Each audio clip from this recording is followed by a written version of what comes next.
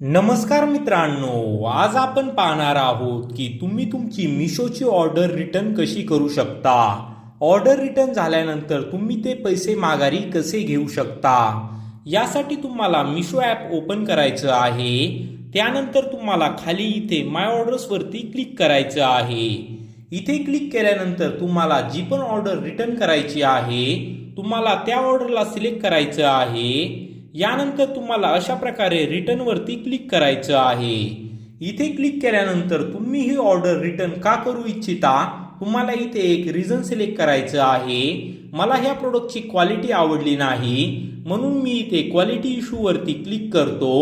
परत तुम्हाला या रिझनला सिलेक्ट करायचं आहे आणि तुम्हाला इथे रिटर्नला सिलेक्ट करायचं आहे। इथे क्लिक केल्यानंतर तुम्हाला अशा प्रकारे कंटिन्यू वरती क्लिक करायचे आहे। आता तुम्ही तुमचे पैसे हे 3 प्रकारे घेऊ शकता।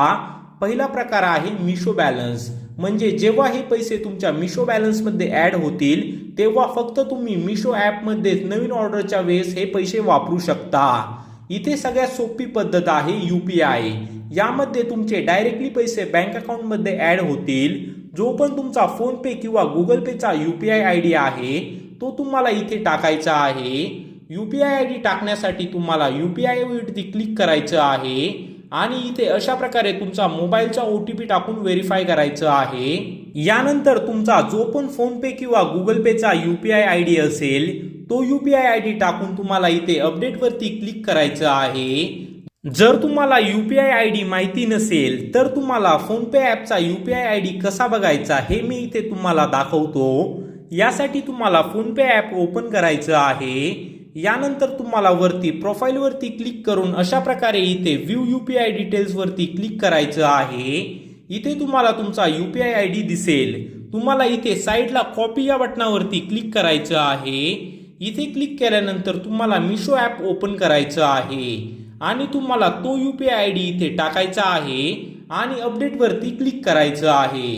आता आपला UPI ID इथे ऍड झालेला आहे। आता आपल्याला कंटिन्यू वरती क्लिक करायचं आहे। कंटिन्यू वरती क्लिक केल्यानंतर आपली इथे रिटर्न रिक्वेस्ट सबमिट झालेली आहे। आता आपली ही ऑर्डर इथे घरून रिटर्न केली जाईल।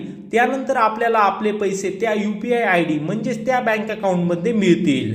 जर तुम्हाला या व्हिडिओतून मदत झाली असेल तर प्लीज मित्रा चॅनलला सबस्क्राईब करा।